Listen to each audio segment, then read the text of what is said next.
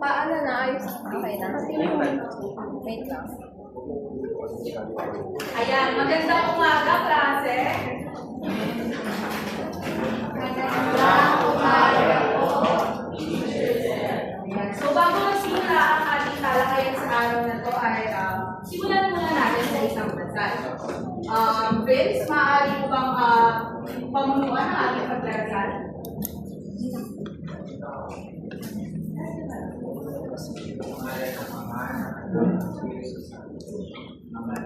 Maraming salamat po sa bagong araw ng pag-aaral. Gabayan po sa inyong sa aming kapwa. Turuan ninyo kami sa ugnayan ng may pagkakaunawa sa pagdami. At pagtulungan biyak sa pamilya sa aming Diyos. Naway mamayanin ang kautihan, pagkakalisa at pamamahalan sa aming mga kusama. So, bago magsimula lahat, maaari bang tingnan nyo muna kung may mga kalat sa ilalim at kung meron ay mangyaring pakidampot. Yan, kung wala, ay maaari na kayo bumuko. Salamat. Ayan, bago tayo magsimula, ay meron tayong mga patakaran dito sa loob ng ating klase. Una ay igalang ang lahat. Tratuhin ng may respeto ang mga kaklase, guro, at ang mga gamitan sa paaralan. Ang pangalawa naman ay, Madyo, maaari mong basahin ang pangalawa. Ang Christian sabi, pumasok na kanila at pag sila mga takparan sa oras at palipigan sa lipunan. Ang pangatlo naman, Christina. Pagkako sa aralin, makinig na mabuti kami ako sa paaralan at iwasan ang mga bagay na makalisod sa mga At ang panghuli, MJ. Naging bukas, ibang kaalaman at ideas mula sa mga pamagaan. Naiintindihan po ba ang ating patakaran? Oo. Kung may tanong kayo tungkol sa patakaran natin sa klase ay pwede kayong mag-face na. Yan. Ang ating mga layunin sa araw na ito. Naiintindihan po ba?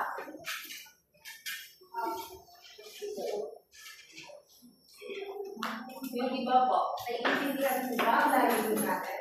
Oo. Ayan.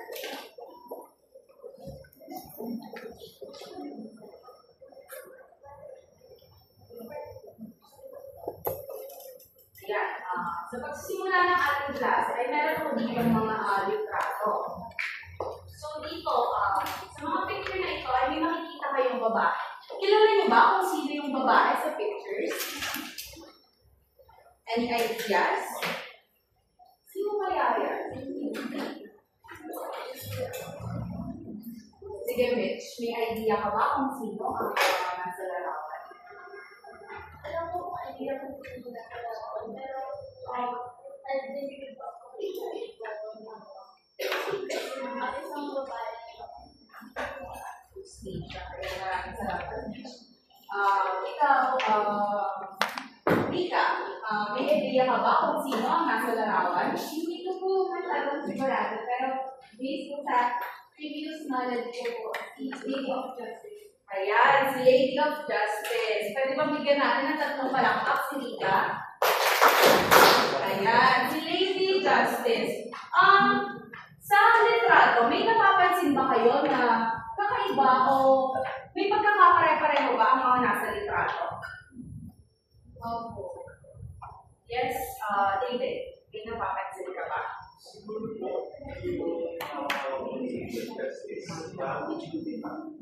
Timbangan na hawak-hawak ni Justice. Iba pa, meron pa ba? Yes, Rika. Lahat po sila naka-blindfold. Nakaka-blindfold. Yes, naka-blindfold silang lahat. At dahil naka-blindfold si Lady Justice, alam niyo ba kung bakit? Yes, Madjo. Yung parang yung patas ko yung mga physical. Ayan, para maging patas ang mga judgment ni Lady Justice.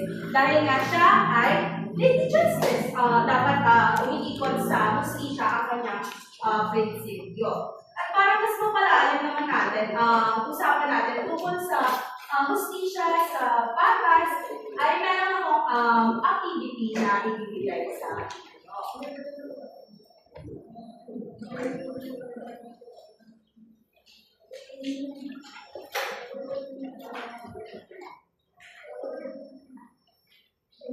Ayan. Meron bang device ang lahat?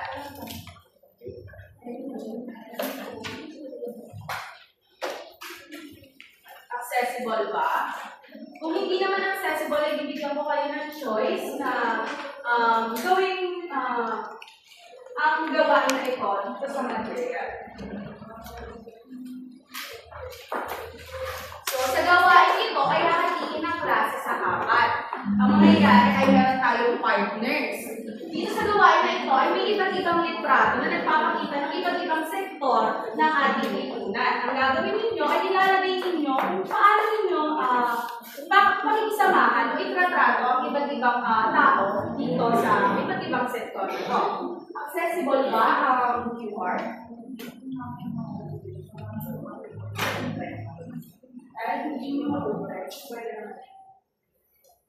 Pagkatapos ng 5 minuto ay i-represent ng bawat partner ang ginawa nila sa harapan. Marco. Kayo.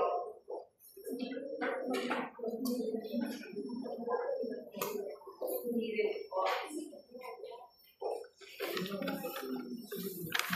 Ayaw rin. Yes, sure. Ayaw mo yung faster para makapagin.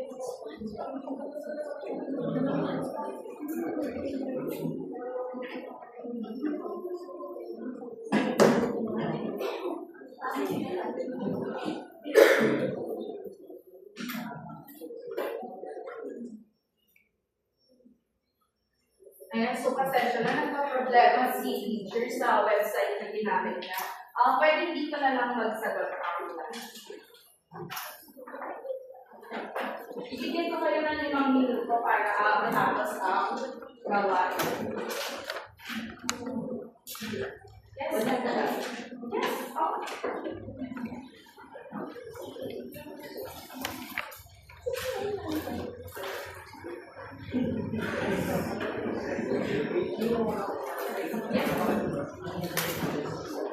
Kung paano nyo po itratrato yung mga tao na nasa larawan.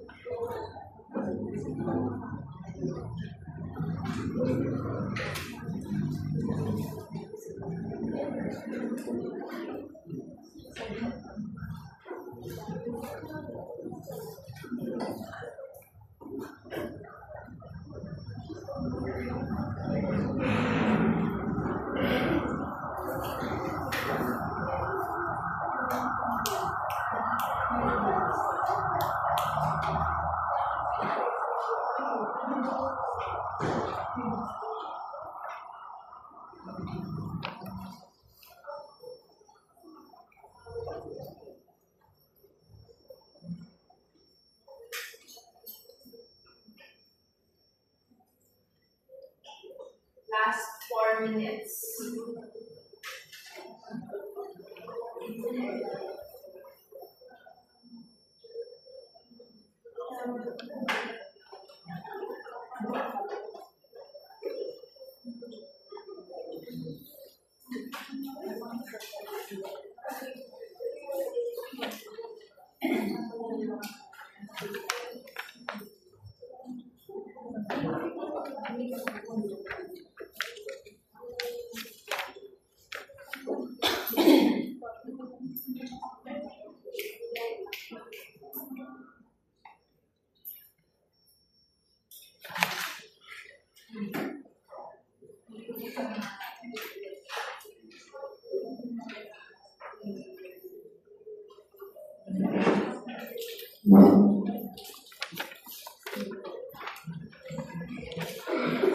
Last 3 minutes.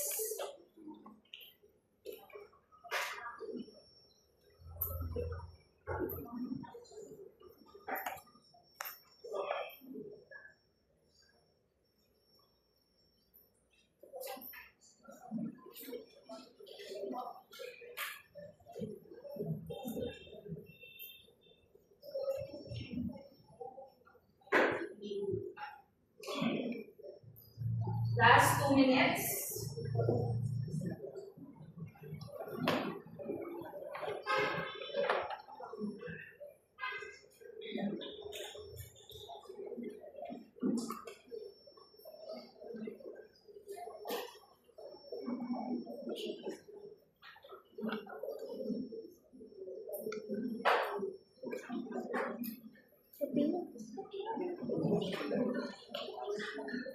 Last 1 minute.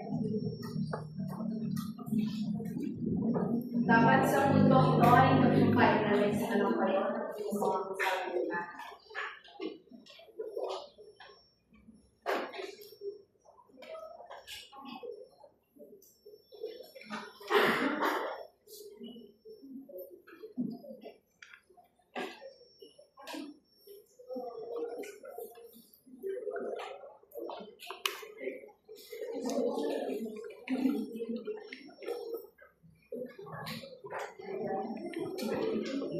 Tapos na ba ang lahat?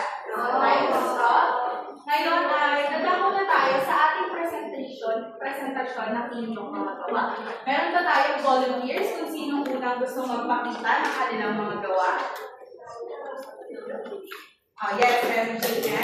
David.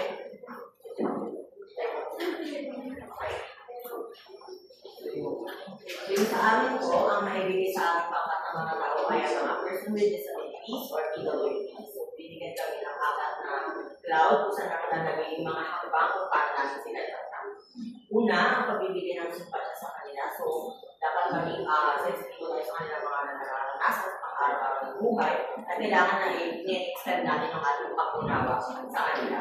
No? At maging sensitive rin sa mga pananalita. So, dapat iniisip rin natin na hindi dapat tayo basta-basta magbitaw ng mga salitang makakasakit sa kanila at makadalagdag pa sa kanilang mga paghihirap.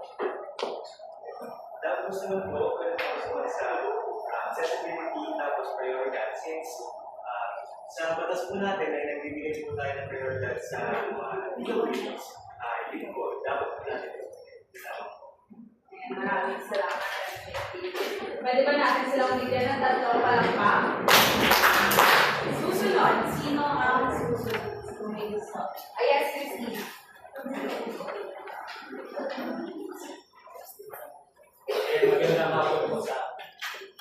Magandang umaga po sa ating lahat. So, ang ibinigay na paksa para sa akin ay LGBTQIA+.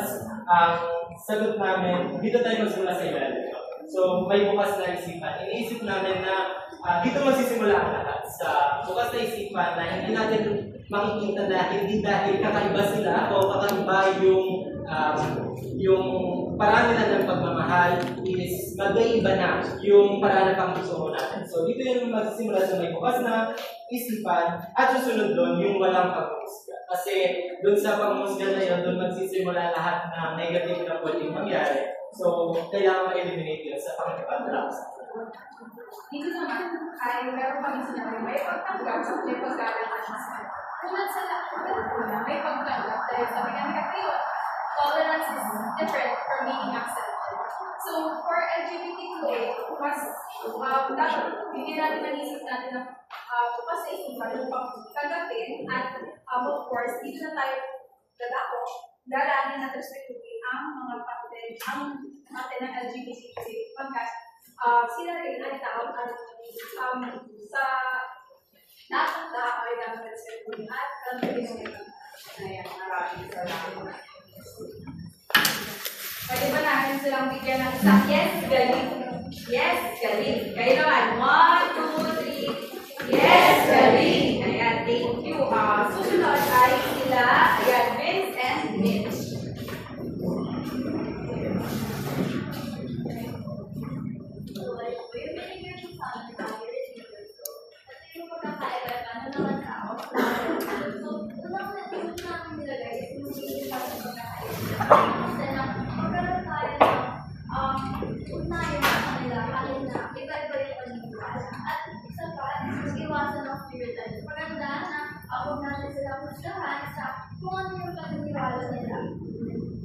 Dito naman po, nilagay po namin igalang at unawain ang kanilang pinaniniwalaan dahil dahil po iba yung pininiwalaan natin, sa pininiwalaan nila, is hindi dapat natin bigyan ng masamang isipan na or gawain yung pininiwalaan nila. Dahil lang iba yun sa pinaniniwalaan. Maraming salamat. Bigyan naman natin sila ng crocodile club. Alam niyo ba yung crocodile club? Ibo! Ganito siya. 1, 2, 3. Kayo naman. 1, 2, 3. Ayan, thank you. And the last but not the least, sila Rika and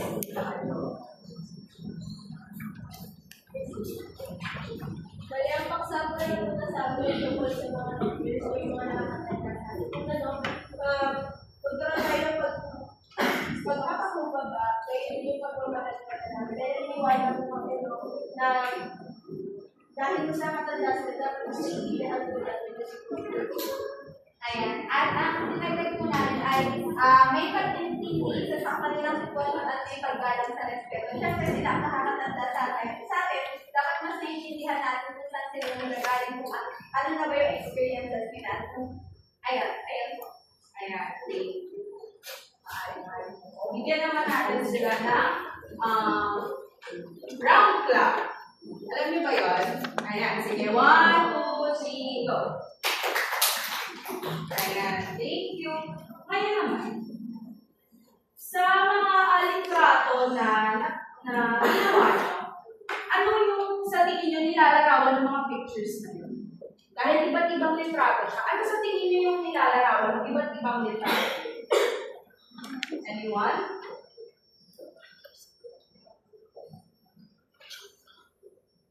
Anyone? Yes, Christina, may idea ba tayo?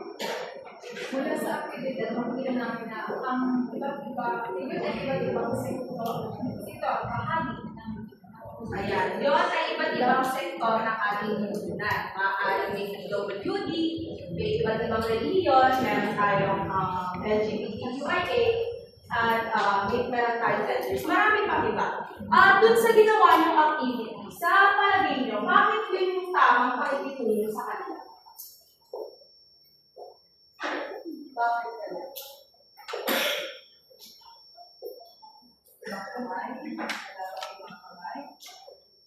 Yes, MJ.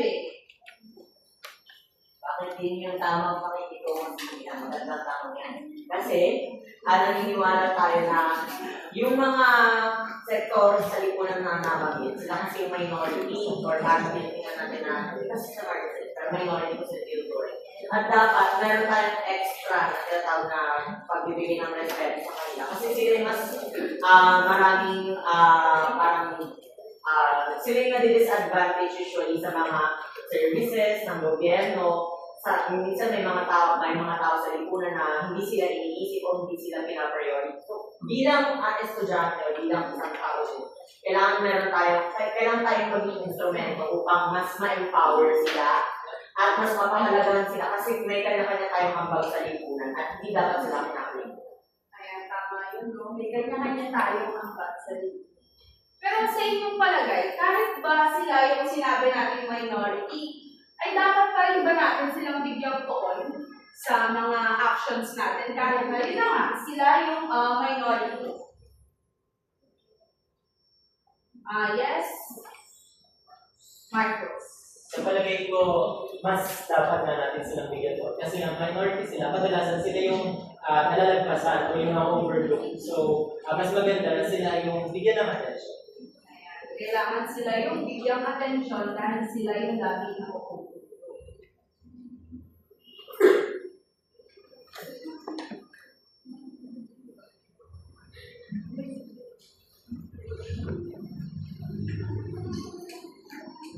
Dahil nabibigyan sila ng dahil kulang nga sila sa atensyon at lagi silang na-overlook. Sa palagay nyo, ano kaya yung pag-uugali na dapat natin ma-adapt para mas magkaroon tayo ng mas maayos na lipunan para sa kanila? Paano natin sila mas mabibigyang pansin?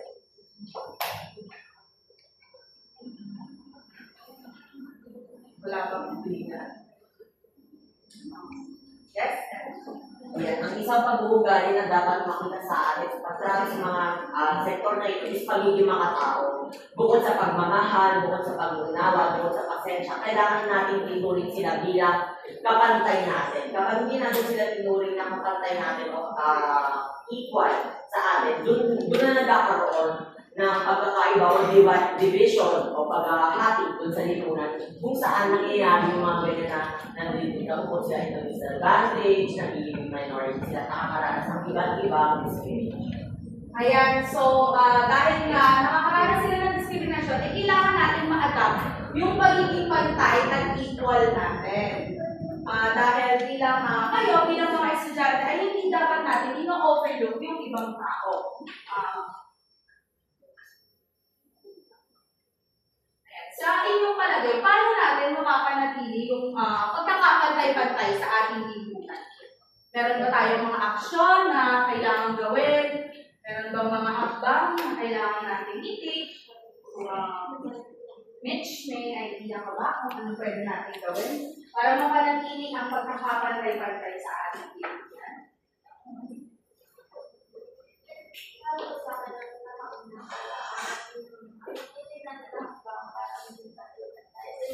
Yung magiging bukas natin,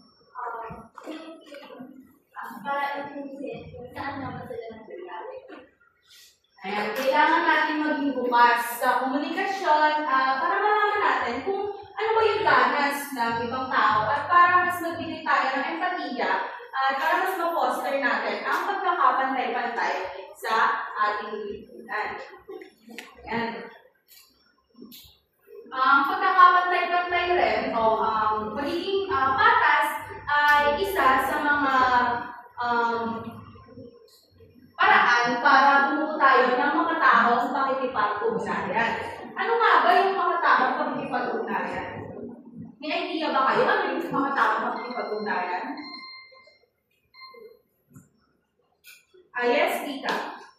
Siguro po, on my own understanding, communicate or how we socialize without any prejudice.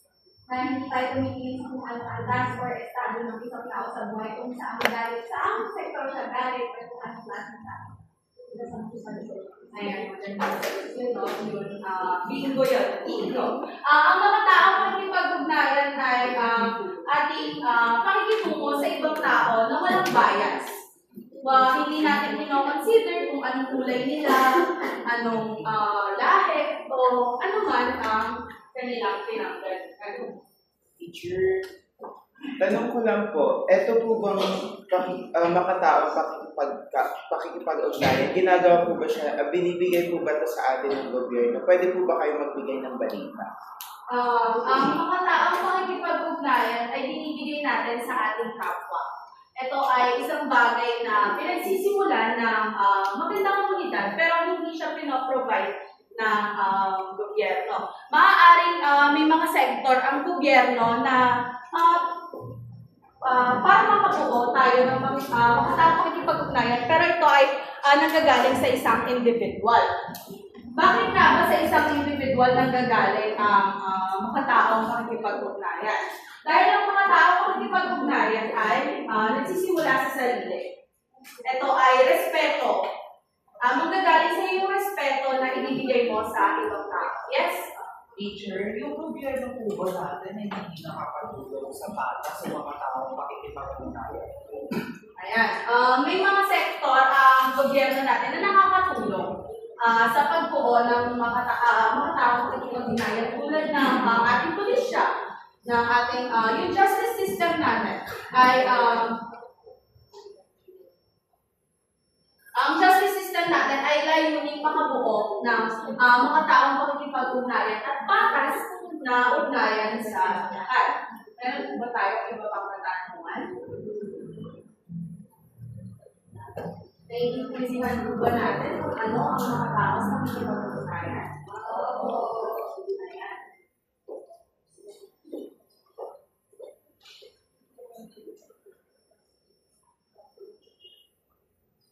Ayan, ang mga taong pakikipag-ugnayan ay susi sa maunlad at mapayapang pamayanan. Alam niyo ba kung bakit?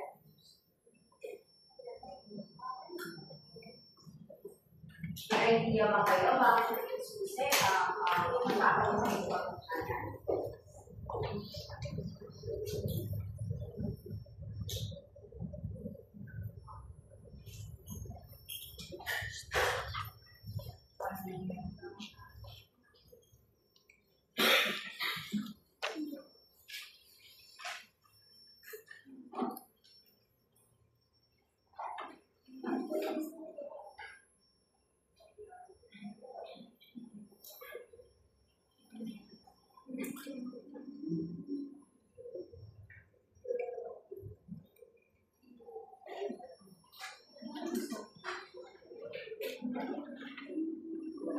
Ayan, may idea ba tayo bakit naging susi ang maunlad at mapayapa sa yes, Marcos?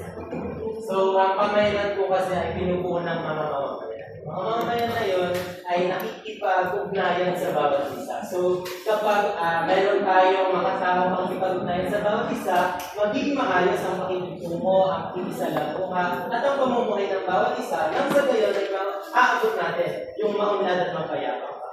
Ayan, kapag nabubuhay tayo ng payapa at nagtutulungan sa isa't isa, ay naabot natin mapayapang pamayanan. Yes, Mitch? Kita ka ba?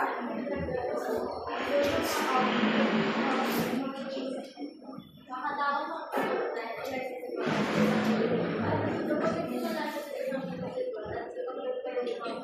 nagiging isa siyang kolektibo action. Kaya,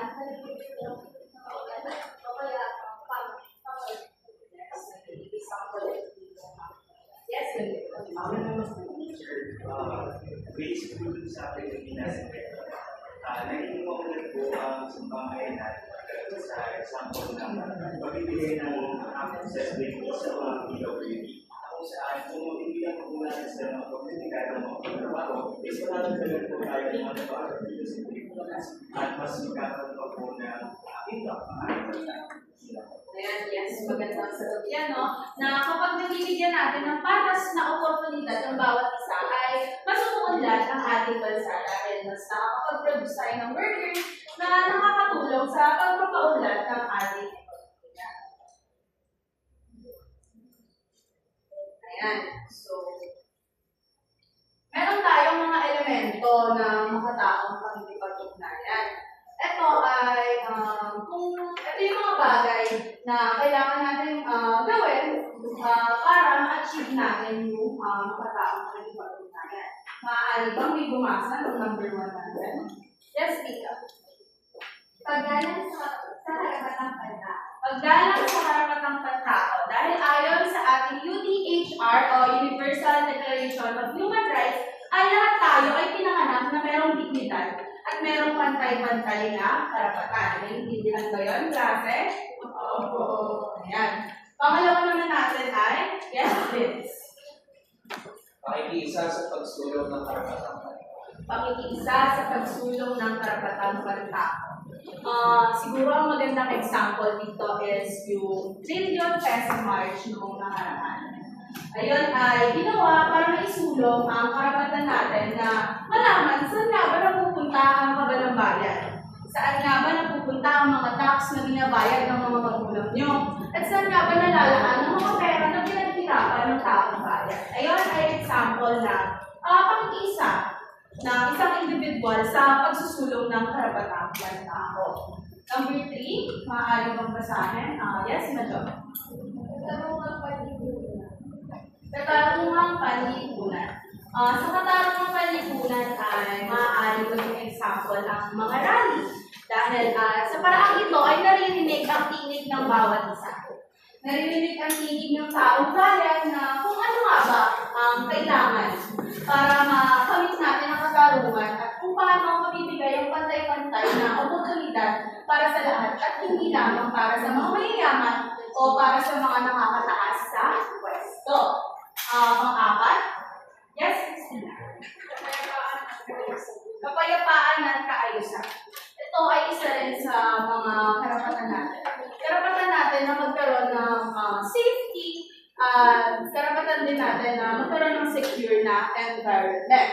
Sa kapayapaan at kaayusan naman, ay nandito ang ating mga pulisya, nandito ang ating mga sundalo na maintain ng kapayapaan at kaayusan sa ating bansa. At panghuli naman natin ay maaari bang may pumasa? Last one. Yes, Marcos. Voluntarismo at pagtulong. Voluntarismo at pagtulong. Ang voluntarismo at pagtulong naman ay ginagawa ng isang individual. Maaaring maging volunteer ka sa Red Cross o sa mga bahay ampunan na magpapakita na sinibigyan din natin pansin ang ating mga minority. Ayan. Pero dahil ano na natin, kung ano nga ba yung mga sektor na nagsasabi, kung ano nga ba yung mga tao makikipag-ugnayan, ngayon naman i-aralin natin, ano yung pwede natin gawin bilang individual para mapanatili ang maayos at payapang komunidad. Vince, maaari kang masabi mo ang una. Sa alang-alang ang karapatang pagtao. Sa alang-alang ang karapatang pagtao ng kapwa. Base sa mga binanggit ko kanina, alam niyo ba kung paano natin sa alang-alang ang karapatang pagtao ng ating kapwa? Any ideas? Yes, Rika. Ito po siguro yung nabanggit kanina, isa po sa mga advokasya, yung Trillion peso march po. Ayan. Isa sa alang-alang ang karapatang pagtao ng kapwa. Hindi natin sila i-judge. Hindi tayo makikisama sa mga bashers online. Magandang example dito is yung recent lang na pang-bash siya isang influencer na nag-push sa kanya na trigger warning, nag-push sa kanya na kumip up. Sa alang-alang natin, ang karapatang pantao ay hindi tayo sasama sa ganitong klase ng mga pagbubuli o ganitong klase ng mga actions. Pangalawa natin ay, maaari mong basahin. Yes, Vince? Iwasan ang pagiging makasarili at hubugin ang pagmamalasakit sa kapwa. Ayan, pagmamalasakit sa kapwa. Maaari itong gawin natin sa araw-araw natin pamumuhay. Maaari may nakasalubong tayo, o maaari may nakita tayo sa daan na nangangailangan ng tulong, ay magbibigay tayo kung ano ang ating nakakaya. Number 3 ay maging patas at makatarungan sa pakikipag-ugnayan. Hindi tayo manlalamang ng ating kapwa. Bakit nga ba hindi tayo manlalamang ng ating kapwa? Makatarungan ba ang panlalamang? Hindi. Ayan. Hindi makatarungan na panlalamang ng kapwa. At pinipigilan natin sila na magkaroon ng pantay na oportunidad sa atin kapag nalalamang tayo. Mitch, maaari pang basahin ang number 4. Sumunod sa alintunin ayon sa tamang pagkira. Kaya nyo na bang hindi ayos? Teacher, matagal na po ba kayong nagtatrabaho bilang? Yes? Meron po ba kayong experience na hindi na po naging makatao yung trato ng mga co-teachers nito? Minsan, meron tayong mga kapwa na hindi patas ang makikitulong sa atin. Dahil isaalang-alang din natin na hindi natin makokontrol kung ano ang pag-uugali ng ibang tao. Na merong mga tao na hindi isinasaalang-alang ang pagkakamatay-matay. Ngunit, hindi porket hindi isinasaalang-alang ng ibang tao ang pagkakamatay-matay, ay kakalimutan na rin natin kung paano pagiging pantay-pantay. Na kahit hindi maayos sa pakikitungo ng ibang tao sa atin, ay maaari pa rin tayo maging patas at maging mabait. Teacher, pwede po ba kayo magbigay ng specific na example? Specific na example. Alam ko magaling ang aking klase ngayon eh. Alam ko matatalino ang klase ko. Kayo ba? Naranasan niyo na ba na merong hindi magandang pakikitungo sa inyo pero naging mabait pa rin kayo? Anyone? Alam ko magagaling to sila eh. Anyone? Vince, may naiisip ka ba? May na-experience ka na ba before? Wala ba? Wala kang na-experience ni Vince. Everything. May na-experience experience ka na ba? Yes. Ayan, meron na experience everyday. May pagbabago lang. Nung high school kasi nagkaroon ng representation natin. Sa akin na nagkaroon ng kasalanan. Tapos, in the end, of course, ako yung naging bigger person. Tapos, ako syempre nag-extend ako ng pangunawa sa kanya kung bakit niya nagawa. Pinili kong unawain yung side niya ng objective point of view.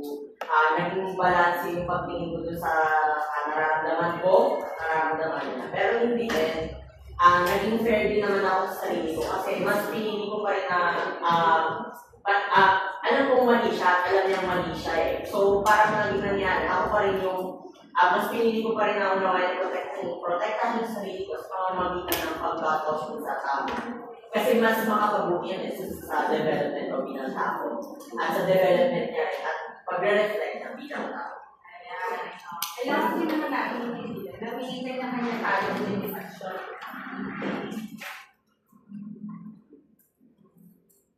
Ayan, may kanya-kanya din tayong limitasyon.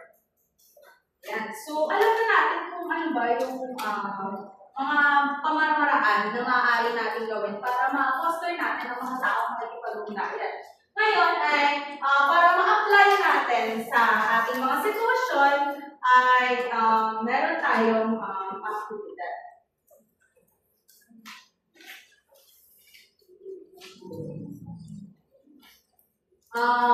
Sa oras na ito ay hahatiin ko ang klase sa dalawa. Bawat grupo ay bibigyan ko ng isang sitwasyon, maaaring sa barangay, sa lipunan, sa loob ng tahanan, o sa loob ng paaralan, na gagawa ninyo ng action. Maaari ba akong humingi ng isang representative sa bawat grupo? Ang grupo natin ay ganito. Group 1N. Yes? Teacher, hindi po namin naintindihan yung instruction. Ano po yung gagawin natin? I-roleplay po ba natin yung sitwasyon? Yes, ayan. So, hahatiin ko ang klase sa dalawang grupo. Bawat grupo ay mabibigyan ng sitwasyon na nangyayari sa lipunan. Kayo ay magbibigay ng solusyon sa sitwasyon na to o sa problema na to at ipapakita ninyo ang inyong naisip na solusyon sa pamamagitan ng roleplay. Ang activity na ito ay bibigyan ko lang ng 2 minuto, ng 1 minuto. Maaari ba humingi ng representative sa bawat grupo?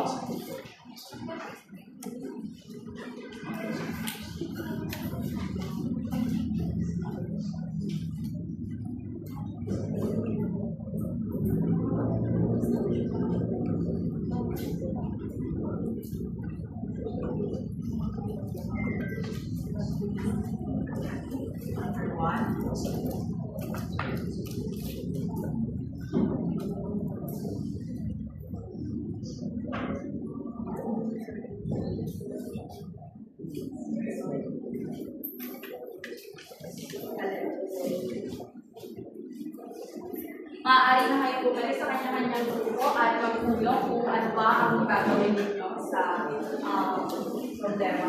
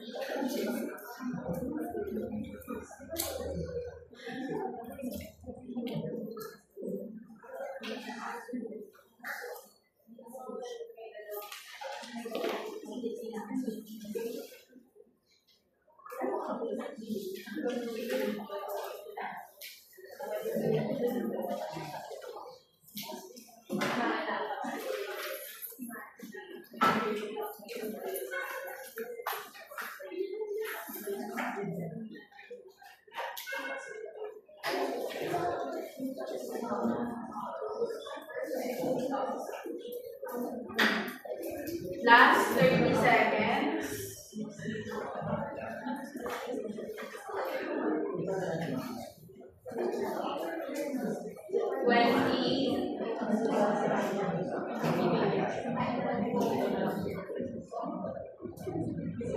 Ten, nine, eight, seven, six, five, four, three, two,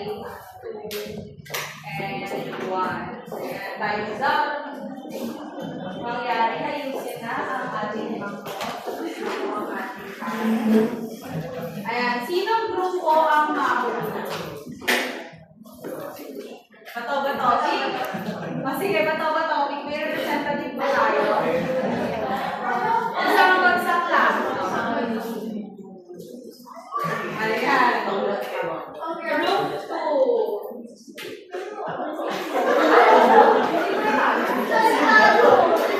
Sorry, group 1.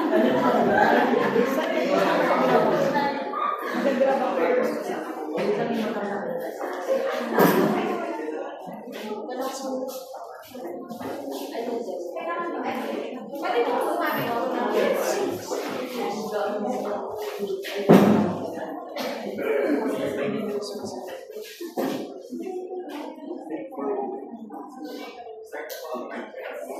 Uy, ganda! Umalis ka na siya sa ano? Daan? Daan na niya yung tao, tapos dilam ka nagtitinda? Ay, naku, ganyan ko yung mga matatanda eh. Malami na lang, dinalaman yung dahilan yung ano, edad niyo. Mga ano kasi sumalik. Kuya, huwag ka naman ganyan. Pwede mo naman kausapin ng maayos si nanay. Eh, buti sana, kayo na agabyado. Pwede naman usap-usap ng maayos. Baka po pwede na dapat muna natin sila ng siya ng pwesto na pwede niya pong paglipatan. Sige, kung makakahanap kayo ng ano, paglipatan, go lang. Bigat-bigat ng mga palitan nito namin. Hirap na hirap naman po si nanay. Baka Hindi naman mo po pwede. makain ka naman. Wala ka bang lola? Ika ma. Okay ka po ba kayo? Ayan, dito po tayo sa mas malinis at mas safe na lugar. Kasi sa... Ang gulo-gulo na. Okay ka naman, ay? Ayan, maraming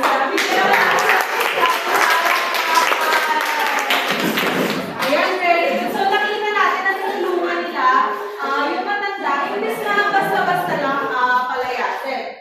Yes, group 2. It's your time to shine.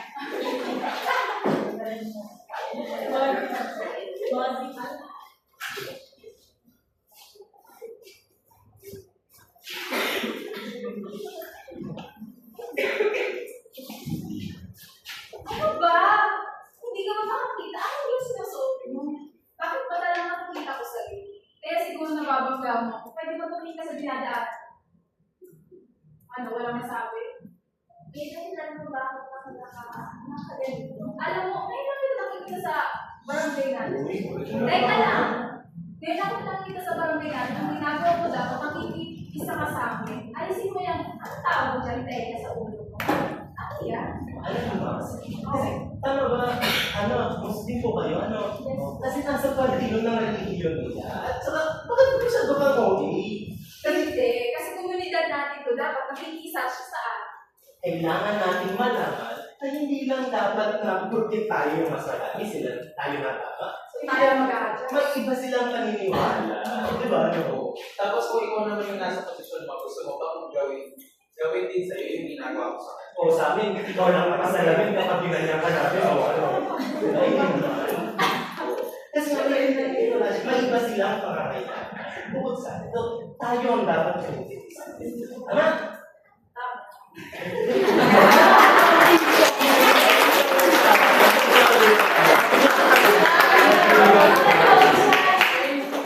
Ayan, so kailangan niya ay matuto tayong mag-compromise. Sa dahong ito naman ng ating araw, ay meron tayong may ilang naman. Dito ay itutugma ninyo ang sitwasyon A sa sitwasyon B. Ang laman nito ay yung ating discussion natin. Get what I mean? Get 2 elephants.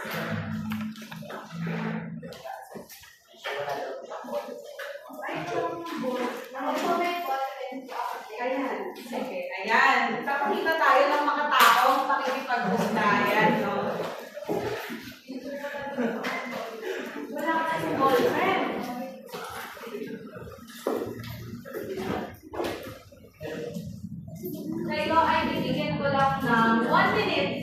para matapos ang gawa.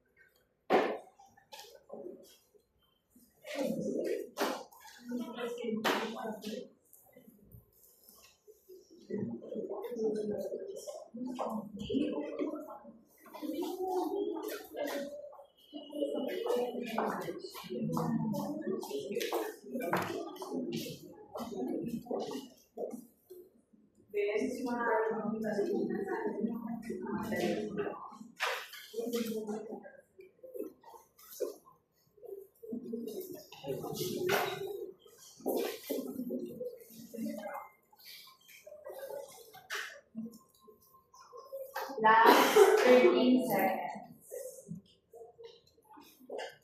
8, 4, 3, 2, and 1. Ayan, mangyari ipasa ang mga papel sa harapan. Time's up na po. Ipasa na natin yan.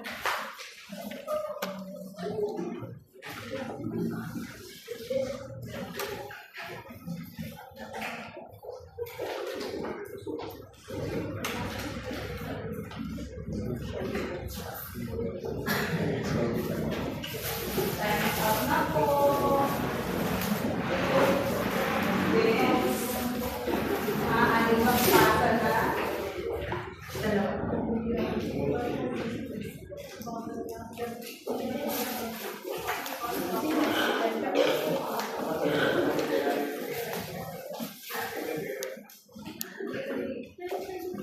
Wala na ba? Wala na papel?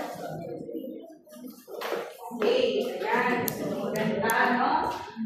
Ngayon naman, sa pagkatapos ng ating aralin, ay mag-iiwan ako sa inyo ng mga quote na maaari ninyong madala sa araw-araw at maaari ninyong maalala sa tuwing makikisalamuha kayo sa ibang tao. Gusto niyo bang pumili? Opo. Ayan. Ano gusto niyo piliin? Number 4. Ayan. Fairness is the art of understanding both sides with an open heart. Kailangan ay laging maging bukas ang puso natin sa mga iba't ibang perspektibo. At kailangan ay lagi natin iniintindi kung ano nga ba yung danas ng isang tao. Meron pa ba? Anong number gusto nyo? 7. 7. Ayan, the spirit of fairness is nothing less than respect for the dignity of God.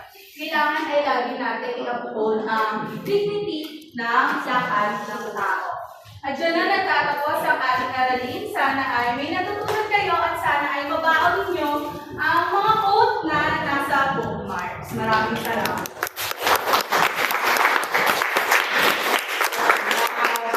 Because of the lack of time and other participants are already waiting outside, we would like to request